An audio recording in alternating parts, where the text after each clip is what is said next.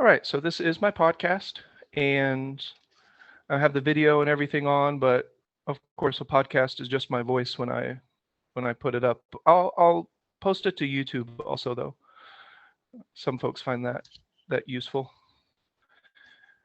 All right, so I have two different podcast series going at the same time.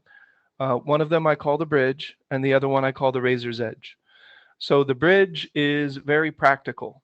It is going, well, it has been already, but it kind of goes over some of the basics of mindfulness, the basics of some of the things that we discuss here in this group and that we've been discussing for years now. So when you look at that podcast, The Bridge, I call it that because I want it to be practical, I want it to be useful, and I want that to help bridge the divide between theory and application. Can you hear me okay? Is the sound good? Okay, good. Now, Razor's Edge is as I explore this life experience, I continue to discover more. And I continue to, well, it's not really more or less, really. It's just looking at things from different vantage points, excuse me, from different points of view. And each one has a certain sense of validity, and I can learn from each different perspective just depending on what's going on. So what I'm going to talk about today is kind of a little bit of both. So it's a little bit of the bridge that can help a person cross the divide, but then it's also a lot of cutting edge because I'm seeing the accumulated results of my own practice. And I think it's worth sharing. I think some of these details are worth sharing with other people. Give me 1 second, just going to clear my throat.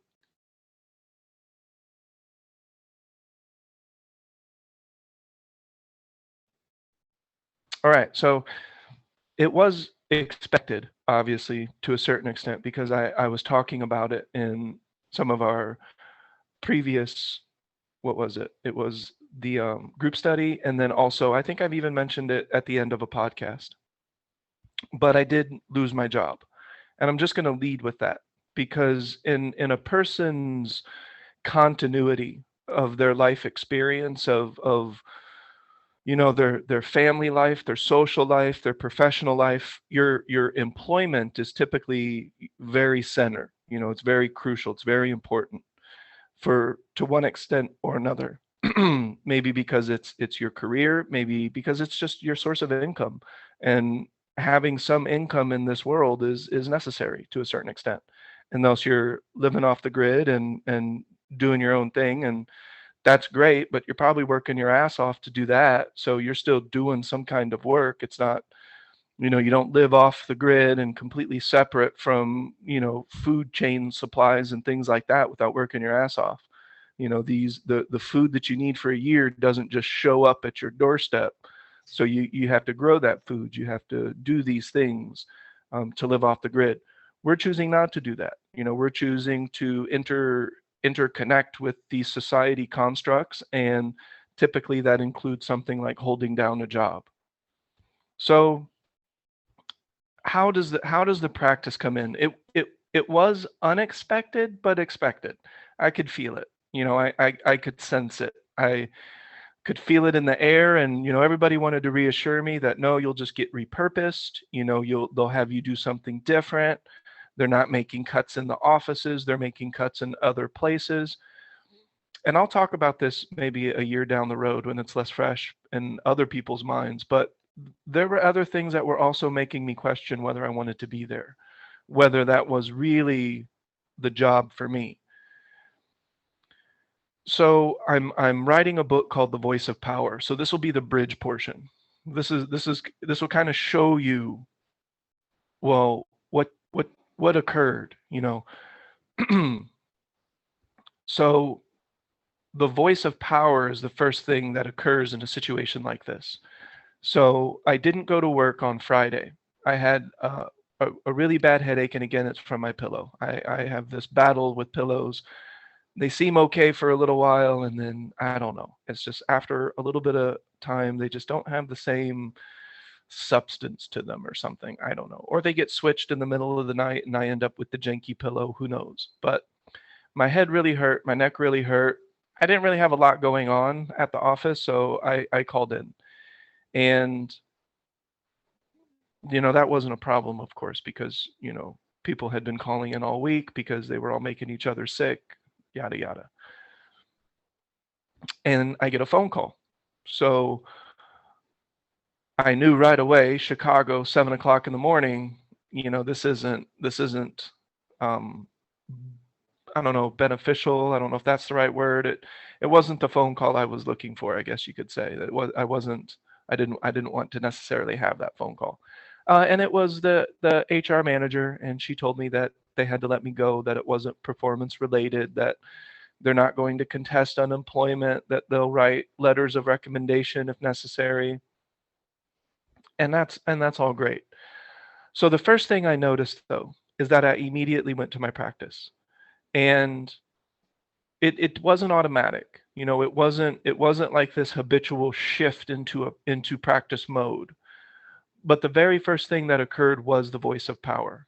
It was a stream of thought in my mind that was productive. And in that situation, the productive thought was, well, first of all, it was you didn't do anything wrong. This wasn't something that you can determine necessarily. If it was performance based, well, my performance is my responsibility. And, I can take responsibility for that and move forward, but it wasn't that situation. It wasn't performance based. It wasn't anything like that. So that's the first thing that I reminded myself of, and so the voice of power occurred as functional thoughts in my mind that reminded me of things that I believed, that I knew to be true or know to be true, and it pointed me in a more productive and constructive direction. What I noticed physically is that I didn't go into panic mode. I didn't lose my breath. I didn't lose my body. I didn't lose my awareness. Remember, this isn't the first time I've lost a job. In those other circumstances, those things did go. I found myself with a quickened pulse. I was sweating a little bit. I was a little bit nervous. 5 years before that, 10 years before that, I flipped my shit. I was a wreck for days probably. So I'm noticing the evolution of my mind. I'm noticing the evolution of my consciousness and how I respond to challenges and things that are happening to me. It's really ironic because I wrote on the whiteboard that nobody is doing anything to me outside of physical touch other than firing me. So that's a little bit of irony with that quote. I'm sure they've wiped that off since.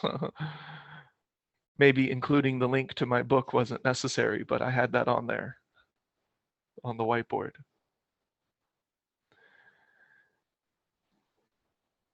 So I get the news, and I can't help but notice that my response is calm.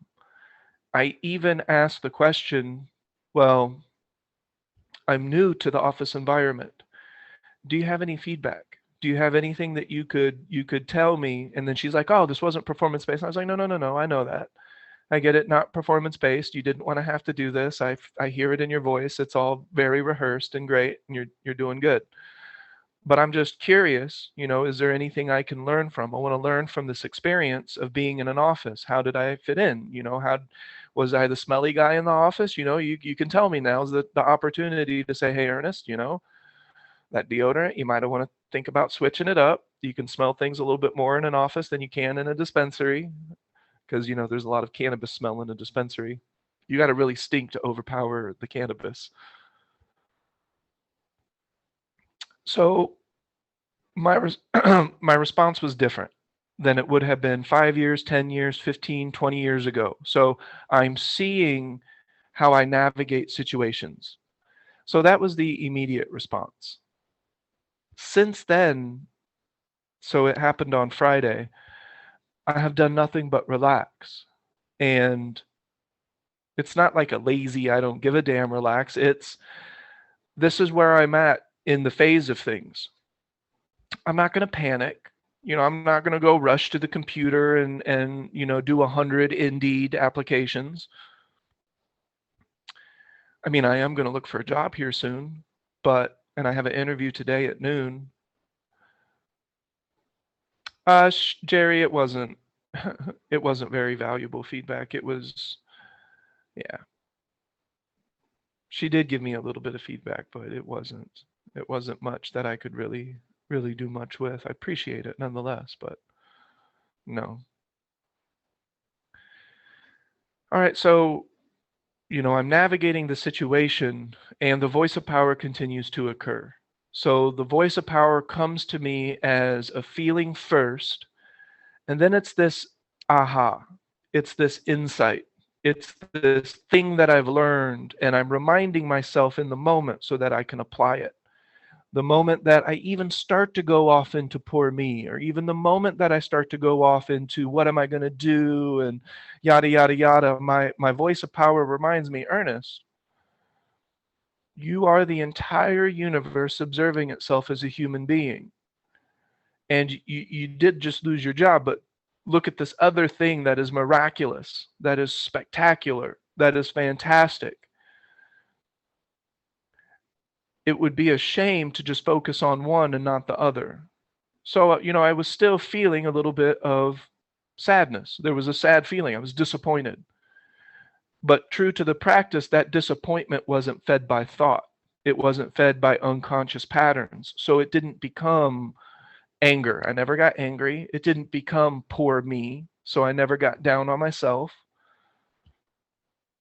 But I could still somewhat feel the pull. My mind wanted to go in that direction.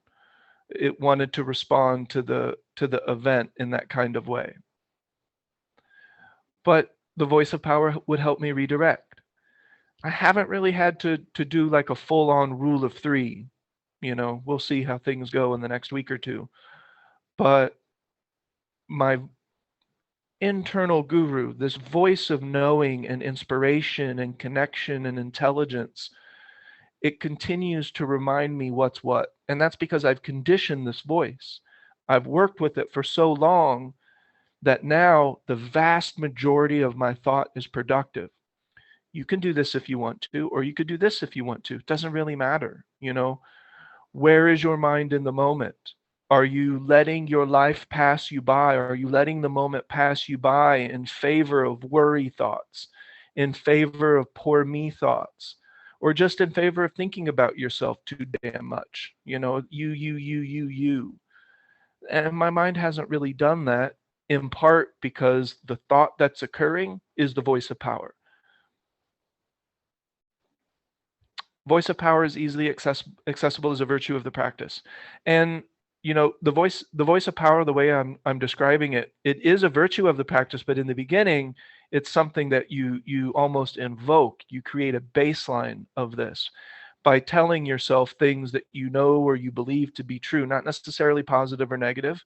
You may feel really shitty right now, but you could tell yourself it's going to change. Everything is changing. You'll probably still feel shitty in the next 10 minutes, but it's moving. It's changing. I believe that. I know it to be true, and that makes me feel better, but that wasn't necessarily just an opposing opposite. You see what I mean? So my voice of power wasn't just opposing grandiose opposites. You're going to find the best job. The best opportunity is just around the corner. Then, some of these, and I get it. I appreciate, kind words from people, but my mind just didn't really go that fanciful type of direction. It was just very matter of fact. You're probably going to have 20 jobs between now and the time that you're 110. What's the difference? Did you do your best? Yes. Did you maintain your practice? Yes.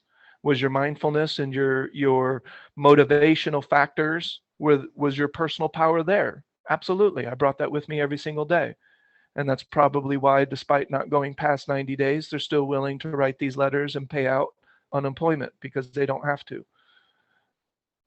They could contest that, and because I hadn't gotten through a probation period, they could contest unemployment, but they chose not to. And I think the reason they chose not to is because I'm a pretty easy guy to get along with, and I bring a certain type of energy to the office or the environment that people appreciate. You only need to be around me a week, and it feels like we've known each other our whole lives. I have a knack for setting people at ease. I've done hard things before, knowing that makes it less hard to navigate. Well, we both knew when you look the job there was risk. Yeah, so I knew that it was a startup company, and I talked about these things I think when they were, originally occurring, that I was leaving something that was stable, that I liked, that I enjoyed, for something that I viewed as opportunity. And then my voice of power reminds me, it pointed you in the direction. You can finally answer the question, what do you want in your professional life? Even when we decide to really build our own company, I really like knowing that I'll know more about business, I'll know more about human resource relations and management, and these are things that I can contribute. So if we made a really robust company, you have Shayna down there with knowledge about accounting and finances, and I know about human resources and management, and my friend Aaron knows about lawyering, and we can put something good together. But I really like having an area that I can contribute beyond just the idea guy. I like being the idea guy, but I also like having a clear-cut contribution. Like, I know labor laws, I know, what to do, when to do it, and what maybe not to talk about. It's a progressive environment these days, and there's a lot of people who are not ready. So HR is going to be very busy, I think, in the next 5 to 10 years. So does this make sense so far? This is a podcast, so if you do respond or whatever, you will be on my podcast. But um, any questions? Does that make sense? I'm just kind of giving an example. I didn't have to rule of three, but that may come in a month when if I still don't have a job, I may need to say, Ernest, it's okay. You're going to find something, or everything is going to work out. Put one foot in front of the other. I haven't gotten really to that point yet, but the voice of power comes in. And one of the things I wanted to highlight next was emotional intelligence. So emotional intelligence is something that I think that the world can have access to. And the only way that we can access emotional intelligence is with emotional mindfulness, creating space so that this intelligence can flow.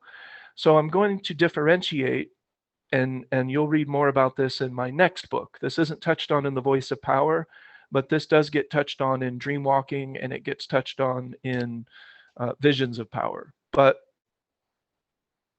then I got excited for those books and forgot my train of thought. What was I saying?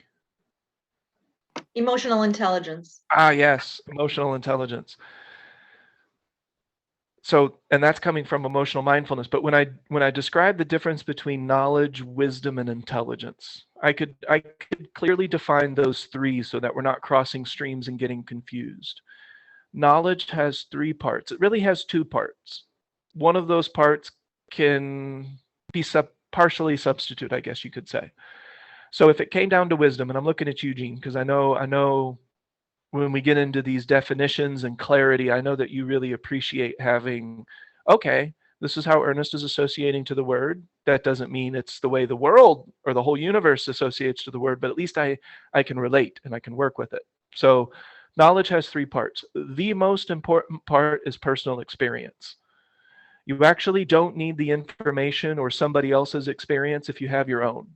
So if you touch the hot pan, there's not too much information that Donna's going to be able to offer you that you didn't already know about touching hot pans, other than maybe she started talking about molecules and how they're moving faster and how that heat transferred to your hand. And so that's some fun information. But again, Gene's touched a hot pan. There's not too much you can tell him about hot pans.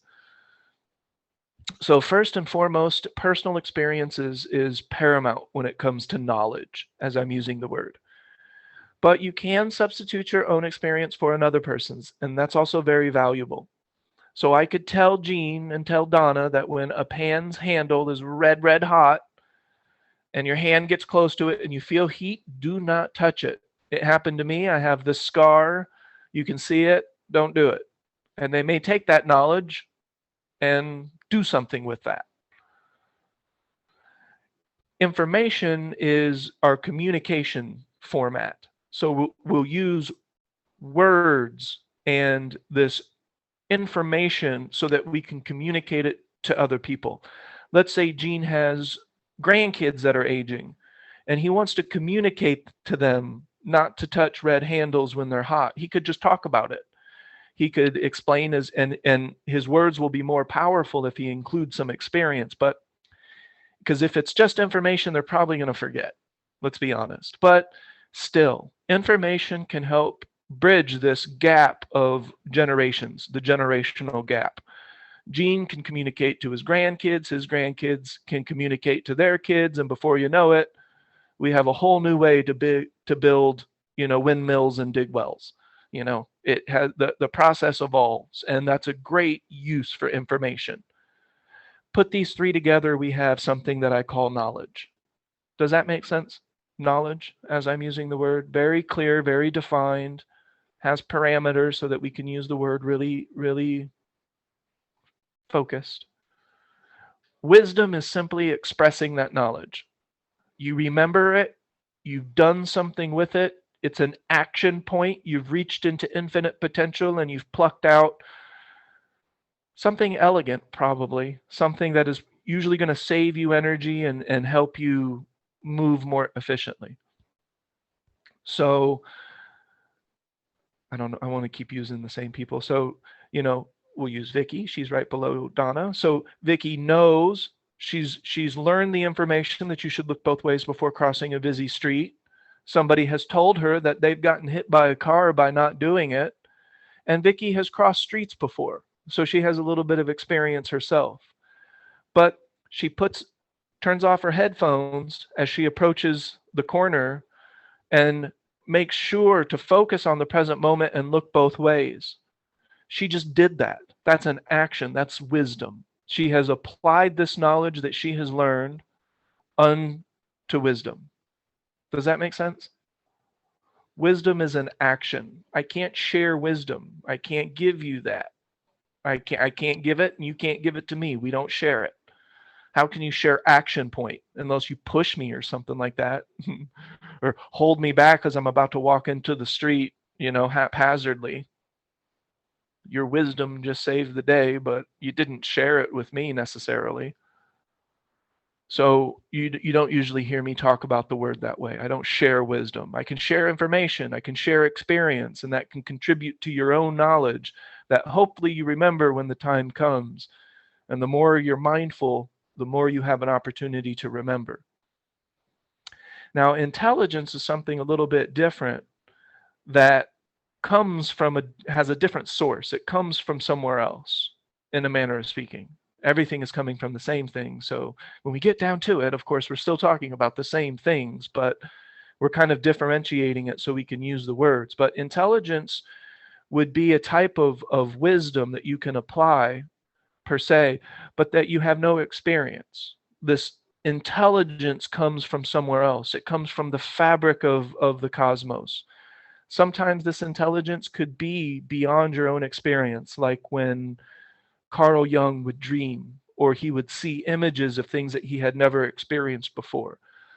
It's a form of communication between the infinite and all that is seen and unseen, those aspects to the infinite.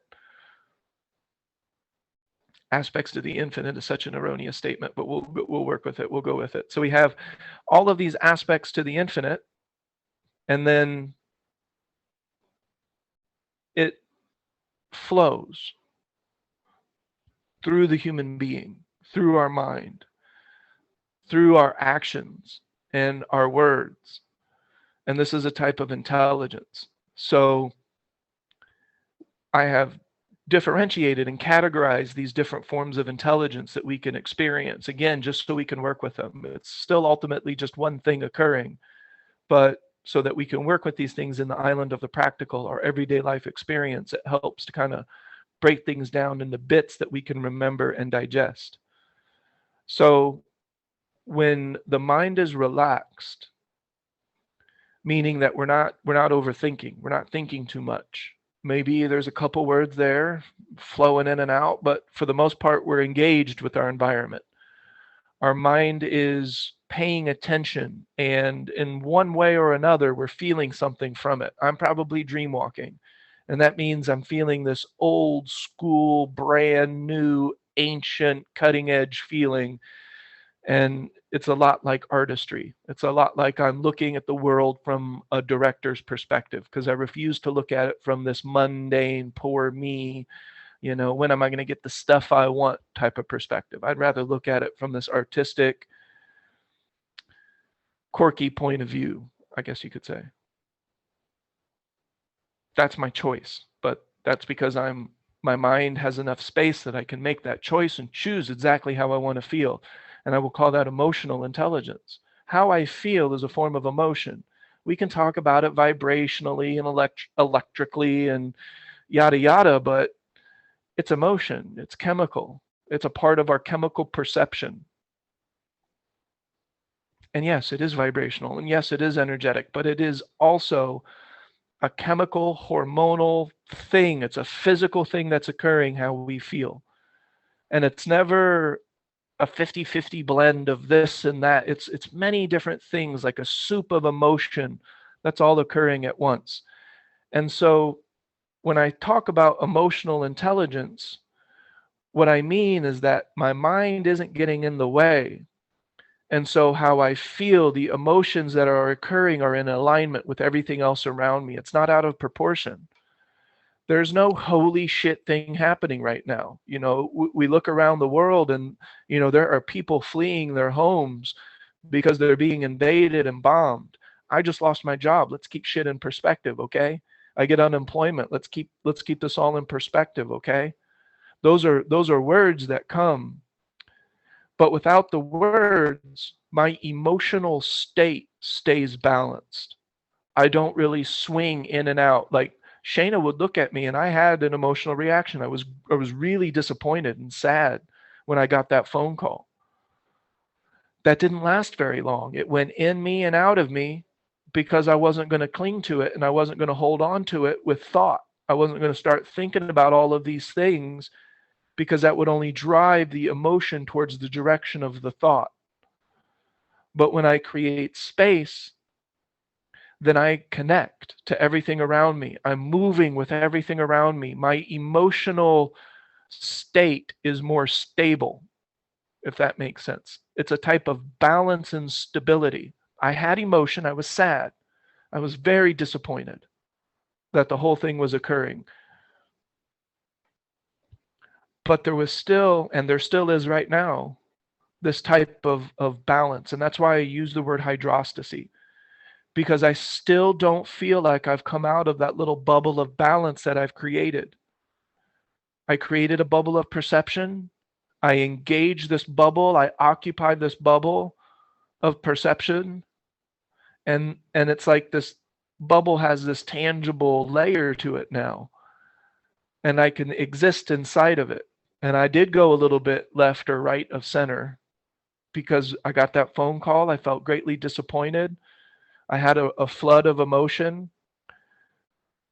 And that's intelligence also. It's intelligent for the human being to feel what they're feeling when it occurs. Well, you really have no choice. If you're paying attention to your body, well, you do have a choice because you can ignore it. You can do other things that are not very beneficial. But if you're paying attention to your mind and your body and you're not really interfering, like we talked about non-interference, I'm not really interfering and trying to manipulate and control, and I'm not going down rabbit holes of thought, then I still stay balanced. I have an emotional reaction and then I go back to balance. Maybe 2 weeks or 3 weeks from now, if I still don't have something new that I really like, then I may go a little left or right of my center of balance. And that's a little bit of countering, that's also emotional intelligence. Does that make sense? So when I start to use the word intelligence, it means that it's flowing through me, not as a habit, not as a form of conditioning, but as a form of vibrancy and aliveness and a type of intelligence that's in all things. It's in everything, especially things living. We can see it very well. It's in things not living. It just takes a little bit more concentration to feel it and see it, but it's there. So does that make sense how I'm using the word emotional intelligence? It does. Can I ask a question to clarify? So Yeah. It's very similar and there is overlap there. If wisdom is, just for the sake of communication, if wisdom is applying the knowledge, maybe even applying knowledge that you have, touching the hot pan kind of thing, applying it to some similar experience that you may not have had already, that's also wisdom, because it's the expression of something that you learned by experience in doing in the practical. In emotional intelligence, there is some of that also, but it's from a feeling perspective, so that you can, it doesn't have to, I don't, it doesn't have to appear as experience. It doesn't have to occur as experience. You can feel your pull towards it or away from it. And so that's where the overlap is. But there is some, the ability for you to do that in this circumstance, that the example that you're giving does have something to do with a lot of experience in navigating life situations, or not situations, just life in general. The situation of fox walking through the woods, the situation of waking up in the morning and breathing. You've navigated those experiences with deliberate intention and different tools for practice, and the momentum and the accumulation of that practice has given you access to an emotional intelligence. Am I getting that right? You're getting that right. Yeah. I don't know if there was a question in there, but it does sound, so there Just is trying to differentiate the two. So for Yeah. when you use the words, or when I use the words, I know that we're on the same page. And they tend to go the same direction. So what is not intelligence? So not intelligence would be, I don't know, we could use that repeating the same experiment, expecting a different result. Or you have a successful experiment and then you don't repeat it because for some reason you change it, expecting a different result. It's dysfunctional, right? It's not efficient. The energy isn't flowing as well. It's you might get there to the top of the mountain, but it's like, damn, that kind of sucked. Like, that was the hardest shit ever. I didn't really like it. I'm probably never going to do it again, but hey, I got to the top, right? Got that rush and that feeling. So now that's not very intelligent. I wouldn't say there's a lot of intelligence there. Not necessarily.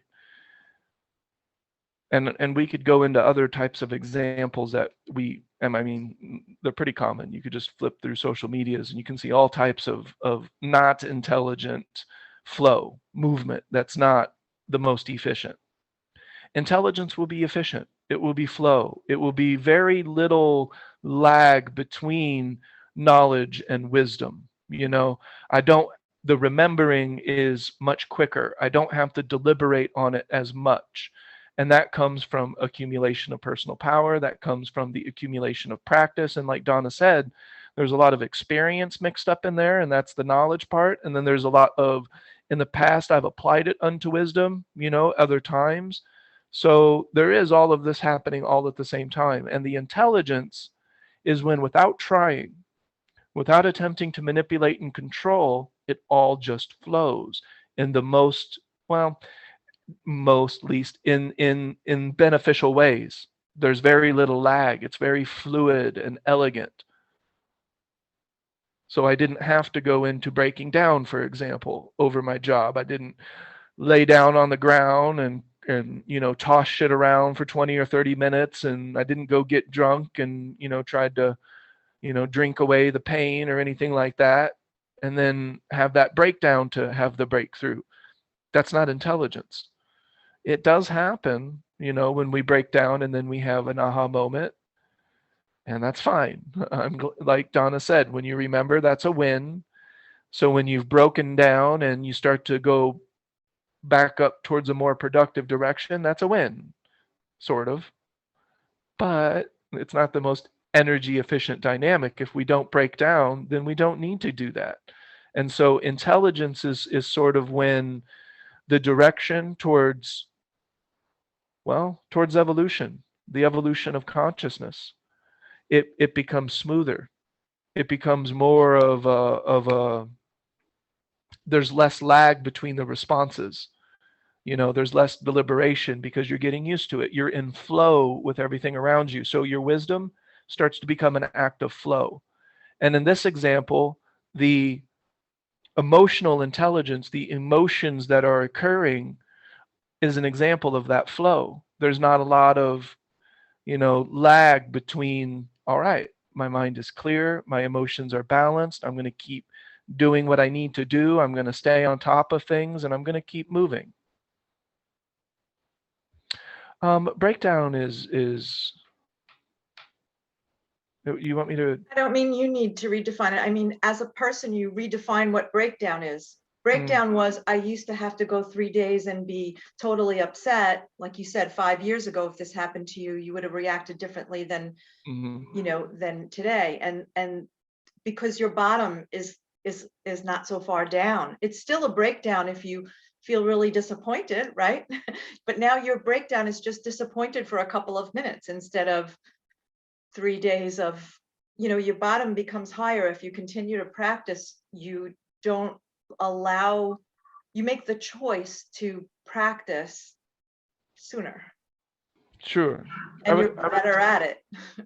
You just have more Yeah. wisdom to bring to the situation and momentum. What you're saying.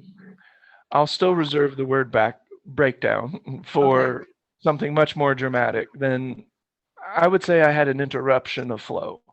Like there was a little hiccup, that was my sheets that are still, but when we use the word breakdown, that's because no, I could go lower, Donna. Oh, I could. So let's not, so I get You it. could, but you chose not to. And the choice was more in flow. It didn't require deliberation. It didn't require, so much thought. It was just more dynamic and more like I'm saving the baby from the burning building without going through all of the thought processes at the same time. My desire was to save the baby. My desire was to get out alive, both of us.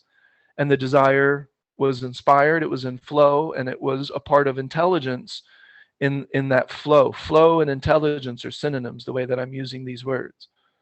So that's the bottom line, is that there was an emotional flow, there was an emotional intelligence, and I can use that emotional intelligence, as I navigate, as things continue to occur. And we could take the situation from a job to personal relationships to, the wide variety of things that are occurring on the island of the practical. And when there's less lag, there's more flow, there's more evolution, and things can really happen more quickly. And I can't help but wonder, what would the whole world be like if it was like this? What would the whole world be like if we had emotional intelligence and we get cut off in traffic and we're like, would have preferred that not to happen, but we don't go, crazy. We don't get lost in our own emotional responses. We don't get lost in the thinking and all of those processes that make it from bad or from unbeneficial to extremely unbeneficial. You see what I mean? And there's so many situations in the island of the practical that will be like this. It's not just employment. We just went through a pandemic. Well, how easily can a person change their lifestyle when they need to? So, okay, I can't go to the clubs. I can't go to my friends' house parties for a little while. I can't do these things. I mean, I could, and I will, who knows what will happen if I do, but how easily can I adapt to change? Where is my emotional intelligence? Or do I feel like, oh my God, I've had 6 months without partying. I haven't gone to a sporting event in a half a year. Like, oh my God. So, and I get it, I like sports too, and I'm glad it's back, but it's not emotionally intelligent to go into dysfunctional patterns that don't benefit you or the world around you. That's not intelligent. There's no flow. Do you see what I mean? So during those times, That's an island of the practical example. How did we respond to situations where it wasn't normal? And I'm sure you can imagine, I hate that word, normal. What? A new normal. Basically, that's our simple attempt to control and cling to a moment in time, and we want to fixate on that moment and make it immovable. And that is such a dysfunctional habit. There's no intelligence there. It's always flowing and changing, and nothing is ever really normal. It's just we look at things as normal because they show up for us in a similar way on a daily basis. That's just a part of our perceptive ability. Like we perceive it that way, so we look at it. That's normal. Does all this make sense? So I hope I'm not bragging. I'm not, I lost my job. There's nothing really to brag about there. I got fired in a manner of speaking. No, no, I got fired. There's no manner of speaking. I got let go. I guess fired, I guess that does have like a negative connotation, like I did something wrong. So I got permanently furloughed. But I learned a lot from it.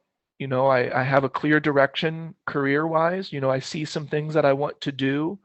Even if my books go bestseller, why not learn more about human resource so that can be when I make this great company of redirecting funds and resources to other people because I don't believe in disproportionate wealth.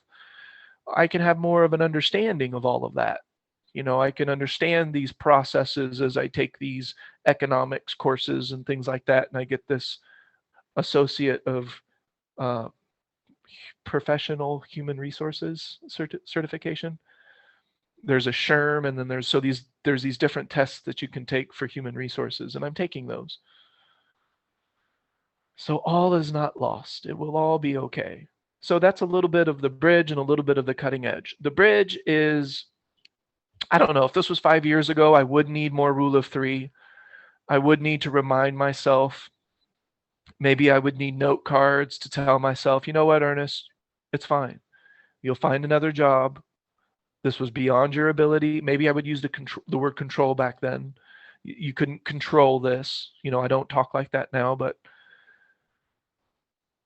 so this could have been a part of a more, I'm working with it, and that's the bridge.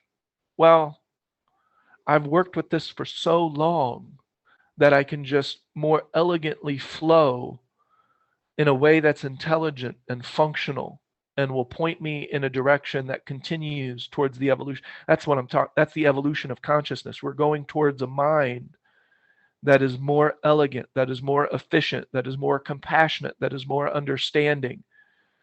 That's ultimately what the mind can be like when we're not interrupting that flow. So remember, I believe that human beings at some point found themselves at the top of the food chain, and all of a sudden we found a flower beautiful.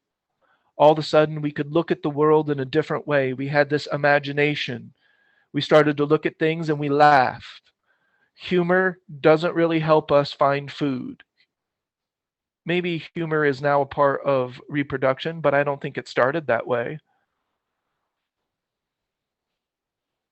It's a part of mating rituals, as I call them.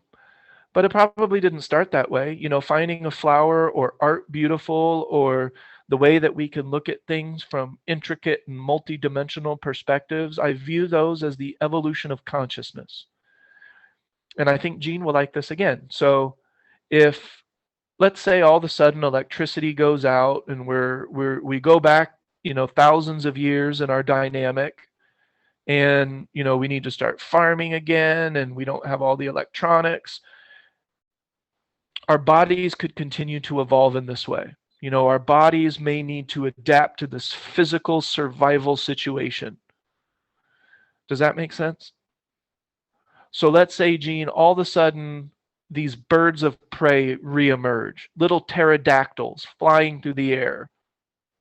Okay, that's a pretty scary scenario. Maybe there are some people who can just easily bend their neck, 180 degrees. And there's some people who can't. It hurts, and Gene's having trouble looking a full 180 degrees. Well, the people who can't do that, 180-degree look around, they may not survive the pterodactyl invasion. The people who their neck is very agile, it can move back and forth, they do survive. And they pass that trait on. And then over time, human beings are all of a sudden like Gumby, and their necks can go like an owl, like almost 360 degrees. That would be an example of physical evolution. Hopefully, I don't know if that doesn't sound like a fun scenario to me, but that is an example of a catalyst that causes physical evolution. The physical human being must change in order to adapt to its environment physically and survive. I do believe that the human species can adapt to our sun going supernova. I think that we can do that. We can evolve beyond carbon-based physicality because of the mind. Now, the only reason that that is possible is because we're no longer in a fight for survival daily. We don't need to constantly go out and hunt for food and search for berries and herbs and things like that. We're at the top of the food chain now. So now instead of hunting for herbs and berries, we look at those berries and we're like, that's a beautiful berry. You know what? I'm going to pick this berry and give it to my friend because I no longer need to fight for food. I can give it away for free. We can share it. We can do all of these beautiful things with our mind because right now our body is safe. Right now our body is in a state of relaxation. And then when the mind evolves, it can bring the body along with it too. That's the cool thing, is that when the mind evolves, the body will automatically evolve with it. It doesn't always work the other way around. Just because we have a physical evolution obviously doesn't mean that the mind will evolve, because look at our society. Here we are. So this intelligence that I'm talking about points towards the evolution of consciousness. If Donna and Jean and everybody listening to this, if we start to interact with challenges in a very flowy way, we feel the feels. We're however old we are, and this is our life experience, and maybe once upon a time you had an attachment to something, and so you feel a little bit of something when that attachment, where you feel the pull in your body. But you have a practice and you redirect, and it doesn't take you over, and you go in a more elegant direction over time and accumulation. It requires much less effort. You're just in flow. You just move, you bob, you weave, you're in, you're out. It's fine. You're not going to make a big deal out of something like that. And before you know it, you find yourself in a state of emotional stability. Remember, this balance is power. This balance is moving towards the evolutionary purpose of the mind. What would be the evolutionary purpose of the mind? To help us survive a supernova, to go from a physical entity to a non-physical, non-biological, non-carbon-based entity. I think that the mind is what makes that happen. The evolution of consciousness is what makes that happen. And I can't prove that. I have no way, in any way, shape, or form, of proving that to you. So we'll just leave that in the esoteric category of information for today. So it's not going to be just this job. It will be the next pandemic. It will be the next natural disaster that we face. It will be the next source of human suffering, like wars and invasions and all of these stupid things that we're still doing to ourselves. So these things will continue to occur. And if the practice is there, if the practice is allowed to accumulate by not leaking power, and I use the word accumulate very loosely, I just mean it flows more fluidly. The energy is allowed to flow more simply because we're not getting in the way of things, not because we're trying. We don't really accumulate energy. It just flows with everything else. And the more that it flows smoothly, the more that it is allowed to do that naturally, it becomes more pronounced. Apparently, from our perspective, it seems to grow. It seems to gain momentum. And we can use this momentum in any way that we see fit. Does that make sense? And so we have emotional intelligence, but there's all these other types of intelligence that we can express. And then it's just intelligence. Then we don't differentiate it, and there's just one word. It's just intelligence. It's flow. And then we start to look at situations that we've never seen before, and we still just flow. We find a way to navigate, interact with it, and move with it. All right, that's all I got. Any questions, comments? I can clarify terms or anything if that's helpful.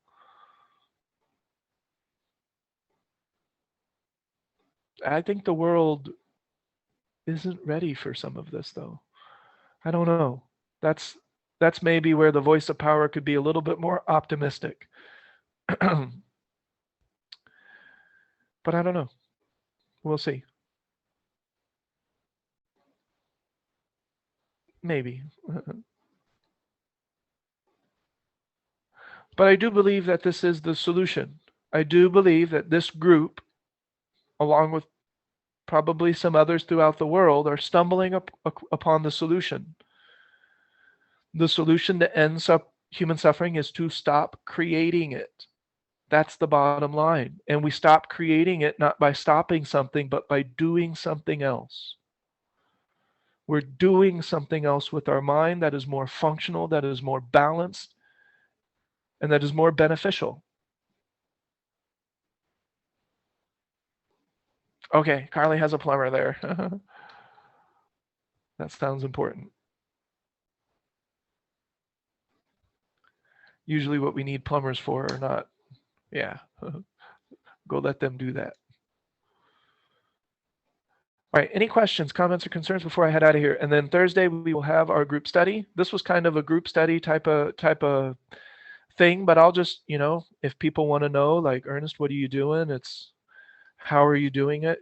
I've used this time, I just focus on my book. I started to put my book will be just a little bit behind because I started putting it through a program called Grammarly, and wow, I have some comma issues. Yes. So, it will put it back about 5 or 6 days, I think, but I could probably still start doing pre-sales on March 29th. And then that still, I have to have time to get the book, sign the book, send the book out. So you're still probably looking at a 30-day turnaround. But it's getting very, very close. And yeah. All right. Anything I can clarify from all that? That seemed like a pretty, I guess the cutting edge aspect is that I think as a human species, we can get here collectively to where we're more intelligent with ourselves. We look at a war and we're like, okay, wait, maybe we don't need to kill each other over this stupid shit.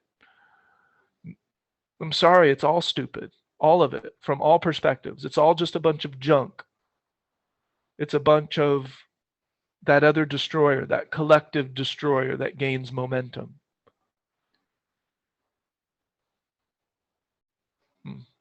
So hopefully, I think the world will become more intelligent. And what's great is the way that we use the words. That doesn't mean going from one type of thinking to another. It means something else entirely. All right, so I will post this to my podcast. I'll post the video portion to YouTube. And since I don't have a job, I'll probably get that done pretty quickly. No need to worry about that. If you have questions, comments, concerns, just let me know. I have the one-on-ones up there, but I'm kind of deciding how I want to use this time, so I might do something with it. We'll see what happens. All right, well, I will see you again on Thursday for sure. Thank you so much, and I will see you again on Thursday. All right, bye everyone. Thank you.